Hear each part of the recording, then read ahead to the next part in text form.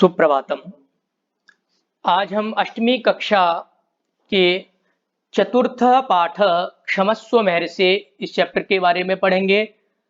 क्षमस्व महर्षि, क्षमस्व कहते हैं क्षमाशील अर्थात सहनशील, महर्षि मतलब महर्षि। अर्थात इस चैप्टर में हम महर्षि स्वामी दयानंद सरस्वती के बारे में पढ़ेंगे कि महर्षि स्वामी दयानंद सरस्वती जो है उनका जो अपना जीवन था वो कैसे थे, इसके बारे में हम जो है इस चैप्टर में चर्चा करेंगे। तो महर्षि दयानंद सरस्वती के बारे में हमने इतना जाना है कि महर्षि स्वामी दयानंद सरस्वती ने आर्य समाज की स्थापना मुंबई में की और जो है इन्होंने आर्य समाज के 10 नियमों का निर्माण किया जो हर प्राणी मनुष्य के लिए जो है बहुत आवश्यक है। उसके बाद महर्षि स्वामी दयानंद जी ने जो समाज में बहुत सारी जो बुराइयां थी इत्यादि उनको दूर किया। पूरा अपना जीवन जो है हमारे भारत देश में जो है अपना पूरा जीवन जो है उसमें लगा दिया उन्होंने। तो इस चैप्टर में हम पढ़ेंगे आज। तो भारते अनेके महापुरुषाः अभवन्, भारत में अनेके बहुत सारे महापुरुष महापुरुष कहते हैं जिन्होंने देश के लिए कुछ अच्छा किया है। अभवन् मतलब हुए। भारत में बहुत सारे महापुरुष हुए। महर्षि दयानंदः तेषु प्रमुख आसीत्। महर्षि दयानंद तेषु, तेषु मतलब उनमें अर्थात उन महापुरुषों में प्रमुख आसीत्, प्रमुख थे, मुख्य थे। तो हमारी पहली लाइन का मीनिंग हुआ कि भारत में बहुत सारे महापुरुष अभवन मतलब हुए। महर्षि दयानंद तेषु प्रमुख आसीत्, महर्षि दयानंद उन महापुरुषों में प्रमुख थे। तस्मिन् काले समाजे अनेकाः कुरीतयः प्रचलिताः आसन्, यथा अंधविश्वास, स्त्रीय शिक्षा, बाल विवाह, जाति प्रथा इत्यादयः। कहते तस्मिन् काले, उस समय में। तो उस समय का अर्थ आता है जब महर्षि स्वामी दयानंद सरस्वती का समय था, उस समय में। समाजे, समाज में, समाजे में सप्तमी विभक्ति एक वचन है तो में पर इसका मीनिंग आएगा। तो उस समय के समाज में अनेकाः बहुत सारी कुरीतया, कुरीतिया कहते हैं बुराइयां।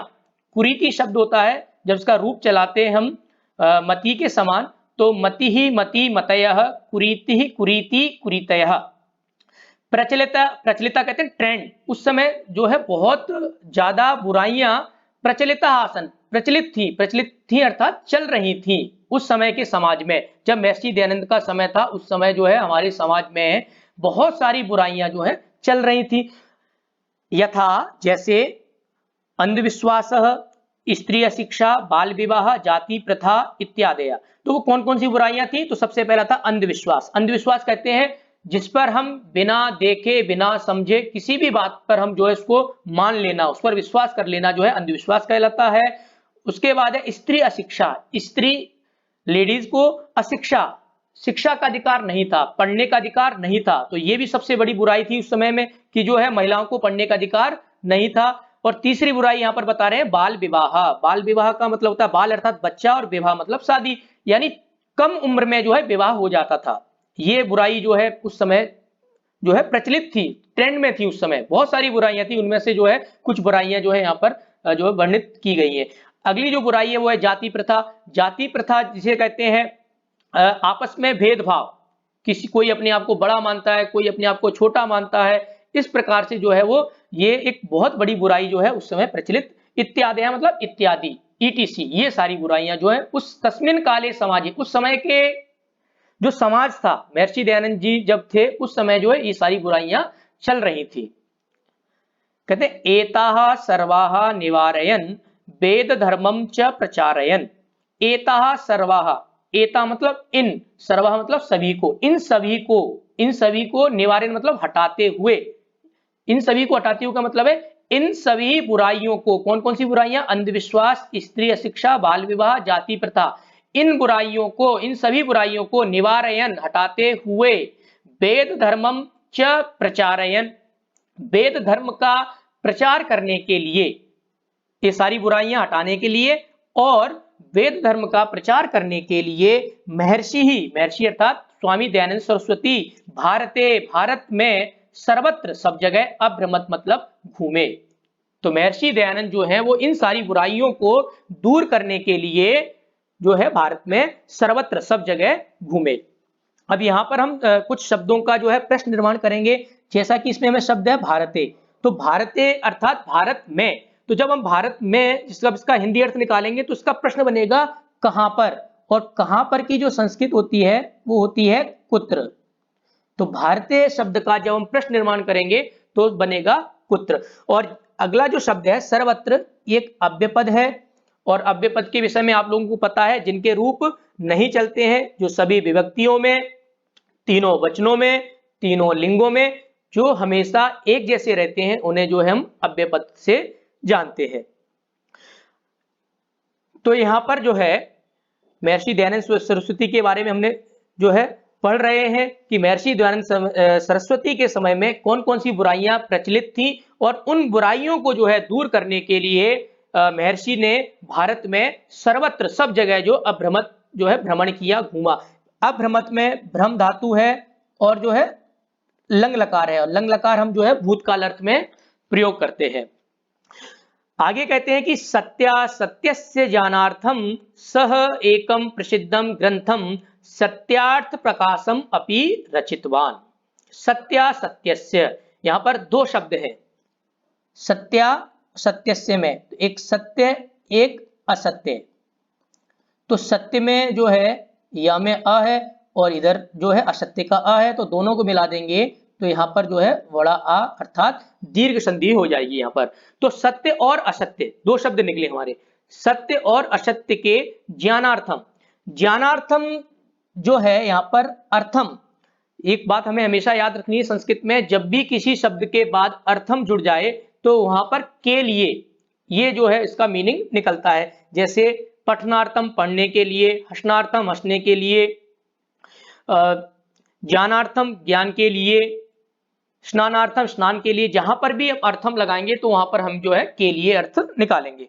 तो सत्य और असत्य के ज्ञानार्थम ज्ञानार्थम ज्ञान के लिए, सह अर्थात महर्षि ही स्वामी दयानंद सरस्वती ही, एकम प्रसिद्धम ग्रंथम, एक जो प्रसिद्ध ग्रंथ है यानी उनकी जो पुस्तक है वो क्या है, सत्यार्थ प्रकाशम, सत्यार्थ प्रकाश को, अपि मतलब भी, रचितवान मतलब लिखा। तो महर्षि ने किस लिए लिखा सत्यार्थ प्रकाश, सत्य और असत्य के ज्ञानार्थम, ज्ञान के लिए, क्या सही है क्या गलत है, इसके लिए जो है महर्षि ने जो है ग्रंथ लिखा। किताब का नाम है सत्यार्थ प्रकाश। बहुत बार जो है क्विज कंपटीशन में भी हमसे पूछ लिया जाता है कि सत्यार्थ प्रकाश की रचना किसने की है, अर्थात सत्यार्थ प्रकाश जो है वो किसकी रचना है। तो हमें याद रखना है कि सत्यार्थ प्रकाश जो है महर्षि स्वामी दयानंद सरस्वती ने लिखा है। तो सत्यार्थ प्रकाश के जो लेखक हैं वो स्वामी दयानंद सरस्वती हैं। तो सत्य और सत्य के ज्ञान के लिए महर्षि दयानंद ने एक प्रसिद्ध ग्रंथ जो है सत्यार्थ प्रकाश को लिखा। आगे कहते हैं कि महर्षि दयानंद अतीव क्षमाशील अपि आसीत। महर्षि जो दयानंद है वो क्या है, अतीव, अतीव कहते हैं बहुत ज्यादा, और अतीव जो है वो एक अव्यपद है, और अव्यपद के बारे में हमें पता है। तो अतीव कहते हैं बहुत ज्यादा, क्षमाशील, क्षमाशील कहते हैं सहनशील, है ना, बहुत ज्यादा सहनशील, अपि मतलब भी, आसीत मतलब थे। तो महर्षि दयानंद अतीव क्षमाशील अपि आसीत, महर्षि दयानंद जो थे वो बहुत ज्यादा जो है सहनशील भी थे। कहते एकदा सह काशी नगरे गंगायाः तटे एकस्मिन् कुटीरे शिष्यैः सह अतिष्ठत्। एकदा एक बार, ये भी अव्यपद है हमारा, एकदा, सह मतलब वह अर्थात स्वामी दयानंद सरस्वती, काशी नगरे, काशी नगर में, काशी नगर में जो है सप्तमी विभक्ति एक वचन है, तो काशी नगरे का भी जब हम प्रश्न निर्माण बनाएंगे तो बन जाएगा हमारा कुत्र। याद रखें जब भी हम किसी स्थान, प्लेस, कंट्री या जो नगर, शहर, इस शब्द से जब हम प्रश्न निर्माण बनाएंगे तो कुत्र शब्द से हम इसका प्रश्न निर्माण करेंगे। तो एक बार वो है अर्थात स्वामी दयानंद सरस्वती काशी नगर में गंगायाः, गंगाया जो है यहाँ पर षष्ठी विभक्ति एक वचन है, स्त्रीलिंग शब्द, तो जब गंगाया का प्रश्न निर्माण करेंगे तो शब्द बनेगा हमारा कस्याः, क्योंकि गंगा में षष्ठी विभक्ति एक वचन है, स्त्रीलिंग शब्द है। तो एक बार महर्षि दयानंद सरस्वती काशी नगर में गंगा के तटे किनारे एकस्मिन् कुटीरे, एक कुटिया में शिष्य ही सह अतिष्ठत, शिष्यों के साथ ठहरे हुए थे। अब देखिए यहाँ पर सह एक उपपद शब्द है जिसके साथ हमेशा तृतीय व्यक्ति का प्रयोग होता है, इसलिए यहाँ पर शिष्य में तृतीय व्यक्ति बहुवचन का प्रयोग हुआ है सह के कारण, क्योंकि वो एक उपपद शब्द है। उपपद शब्दों के बारे में हमने जो है पहले से पढ़ा हुआ है। और अगर नहीं पढ़ा है, अगर नहीं आप उपपद व्यक्तियों के बारे में जानते हैं, तो हम एक वीडियो के माध्यम से जो है उपपद व्यक्ति के बारे में भी आपको पढ़ाएंगे। तो एक बार स्वामी दयानंद सरस्वती काशी नगर में गंगा के किनारे एक कुटिया में शिष्यों के साथ अतिष्ठत ठहरे हुए थे। तत्र समीपम एव एक यात्री अपि अतिष्ठत। तत्र मतलब वहां पर अर्थात जहां पर महर्षि दयानंद जी ठहरे हुए थे, गंगा के किनारे कुटिया में, उसी के पास तत्र, और तत्र एक अव्ययपद है, समीपम मतलब पास, एव मतलब ही, एक यात्री एक यात्री। अब यहां पर जब हम यात्री शब्द का प्रश्न निर्माण करेंगे तो यहां पर बनेगा कह, क्योंकि यात्री शब्द जो है वो पुल्लिंग प्रथमा व्यक्ति एक वचन का शब्द है, तो जब उसका प्रश्न निर्माण बनेगा तो बनेगा कह। तो वहां पास में ही एक यात्री अपि मतलब भी, अतिष्ठत मतलब ठहरा हुआ था। जहां पर महर्षि दयानंद जी ठहरे हुए थे वहीं पास में ही एक यात्री भी ठहरा हुआ था। ईर्ष्या सह यात्री महर्षि कुटीरम आगत्य अकारणम एव महर्षिम दुर्वचनानि वदति स्म। ईर्ष्या कहते ईर्ष्या से, तृतीय व्यक्ति एक वचन है, जेलिसी से, सह मतलब वो है यात्री, जो यात्री उनके पास रुका हुआ है वो यात्री क्या कर रहा है, ईर्ष्या अर्थात जेलिसी से या महर्षि कुटीरम आगत्य। महर्षि जो है यहाँ पर षष्ठी व्यक्ति का एक वचन है, तो इसका जब हम प्रश्न निर्माण करेंगे तो शब्द करेंगे कस्य, तो महर्षि है कस्य। तो यात्री जो है वो ईर्ष्या से महर्षि की कुटिया में आगत्य आकर के, आगत्य जो है यहाँ पर लेप प्रत्यय का प्रयोग हुआ है। जब यदि हम लेप प्रत्यय के बारे में पढ़ेंगे वीडियो के माध्यम से तो इसमें हम अलग करेंगे आ प्लस गम और प्लस लेप, जब जोड़ देंगे तो बन जाता है आगत्य। उसी प्रकार अ प्लस गम और लेप को जोड़ करके एक आगम्य भी बनता है और आगत्य भी बनता है, दोनों में ही जो है आ उपसर्ग है, गम धातु है और लेप प्रत्यय है। तो जो ईर्ष्या से वो जो यात्री है वो महर्षि की कुटिया में आगत्य आकर अकारणम, अकारणम अर्थात बिना किसी कारण, एवं मतलब ही महर्षि को दुर्वचनानि वदति स्म, दुर्वचनानि गलत शब्द, वदति मतलब बोलने लगा। वो जो व्यक्ति है जो महर्षि के साथ ही ठहरा हुआ था वो ईर्ष्या से बिना किसी कारण जो है महर्षि के पास आकर के और उनको जो है वो दुर्वचनानि गलत शब्द जो है बोलने लगा। याद रखें यहाँ पर एक शब्द है स्म, ये शब्द जब भी लगता है स्म, ये शब्द लगने से ही जो है पूरा सेंटेंस जो होता है वो पास्ट टेंस में कन्वर्ट हो जाता है, लंग लकार में चेंज हो जाता है, तो याद रखना एक, और स्म जो है एक अव्यय पद भी है। तो ईर्ष्या से जो है यात्री महर्षि की कुटिया में आकर के बिना कारण ही जो है महर्षि को जो है दुर्वचन शब्द, गलत शब्द बोलने लगा। आगे क्या होता है कि जितेंद्रिय महर्षि ही सर्वम श्रुत्वा शांत चित्तेन एव तिष्ठति स्म। जितेंद्रिय, जितेंद्रिय कहते हैं जिसने अपनी इंद्रियों को जीत लिया है, अर्थात जिसने अपनी इंद्रियों को काबू कर लिया है, कंट्रोल कर लिया अपने इंद्रियों पर, ऐसे महर्षि। तो महर्षि का जो विशेषण है वो क्या है, जितेंद्रिय। तो जितेंद्रिय महर्षि ने सर्वम श्रुत्वा सब कुछ सुनकर, श्रुत्वा यहाँ पर जो है त्वा प्रत्यय है, शांत चित्तेन बिना किसी कुछ बोले हुए, एकदम शांत मन से, एव मतलब ही तिष्ठति मतलब ठहरे हुए या बैठे हुए, इसमें मतलब थे। जब वो व्यक्ति ने महर्षि जी को बिना किसी कारण ही जो है गलत शब्द बोलने शुरू कर दिए तो महर्षि ने क्या किया, सब कुछ सुनकर फिर भी जो है वो एकदम शांत मन से, शांत चित्त से बैठे हुए थे। सा शह कदापि न प्रत्युत्तरत, सह मतलब उन्होंने, उन्होंने अर्थात महर्षि स्वामी दयानंद जी ने, कदापि कभी भी, कदापि यहाँ पर जो है वो दीर्घ संधि हुई है, कदा प्लस अपि, तो महर्षि स्वामी दयानंद जी ने कभी भी जो है उसका प्रत्युत्तर जो है रिस्पॉन्स नहीं दिया। तो प्रत्युत्तर में यहां पर देखेंगे यण संधि हुई है। शिष्या क्रुद्धा अभवन, जब महर्षि को जो है उस यात्री ने गलत शब्द बोले और महर्षि स्वामी जी ने उसको जो है कुछ भी प्रत्युत्तर नहीं किया, कुछ भी नहीं बोला, शांत रहे, तो जब ऐसा हुआ तो क्या हुआ, शिष्या क्रुद्धा अभवन, जो शिष्य थे उनके, जो उनके साथ ठहरे हुए थे वो क्या हो गए, क्रुद्धा अभवन, क्रोधित हो गए, बहुत ज्यादा क्रोध करने लगे। क्यों, क्योंकि जो है महर्षि को जो है वो आकर के बिना कारण ही कुछ ना कुछ बोलता जा रहा है और महर्षि जो है वो कुछ भी नहीं बोल रहे हैं, कुछ भी प्रत्युत्तर नहीं दे रहे, एकदम शांत मन से बैठे हुए हैं। क्यों, क्योंकि वो सहनशील है, क्षमाशील है। शिष्य जो शब्द है जब इसका हम प्रश्न निर्माण करेंगे तो बनेगा हमारा के, क्योंकि ये जो है वो पुल्लिंग शब्द है और प्रथमा व्यक्ति बहुवचन का शब्द है शिष्यः शिष्यौ शिष्याः। तो जब इसका प्रश्न निर्माण करेंगे तो कह कऊ के। तो जो शिष्य थे वो क्रोधित हो गए। महर्षि तान चिंता मा कुरुत तुष्णिम भवत इति अकथयत।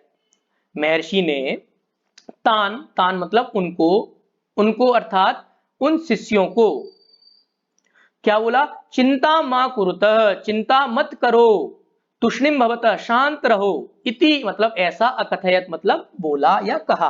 महर्षि जी ने क्या किया उन शिष्यों को, तुम चिंता मत करो शांत रहो, ऐसा जो है महर्षि जी ने जो है उन शिष्यों को, तान अर्थात शिष्यान, उनको बोला।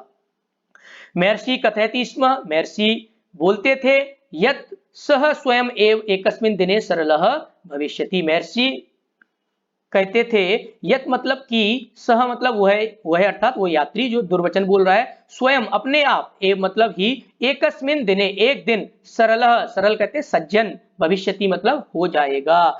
ये जो व्यक्ति है जो यात्री है ये क्या है, अपने आप ही स्वयं ही जो है एक दिन जो है सरल हो जाएगा, ऐसा जो है महर्षि ने उन शिष्यों को कहा। तो इस वीडियो में हमने इस चैप्टर का जो है एक भाग पार्ट 1 जो है हमने पढ़ लिया है। नेक्स्ट वीडियो में हम इस चैप्टर का जो सेकंड पार्ट है उसको हम पढ़ेंगे। तब तक आप इस वीडियो से जो है अपना लाभ उठाएं और नेक्स्ट वीडियो हम बहुत जल्दी आपके लिए बना करके प्रेषित करेंगे, जिससे कि हमारा एक पूरा चैप्टर जो है वीडियो के माध्यम से कंप्लीट हो जाएगा। इस वीडियो को आप देखें, समझें, और अगर आपको कुछ लगता है कि इस चैप्टर में कुछ और सब चीज आपको समझ में नहीं आई है तो वो भी आप कमेंट करके बताएं, जिससे कि मुझे पता चले कि आपको क्या क्या चीजें क्लियर नहीं हुई है।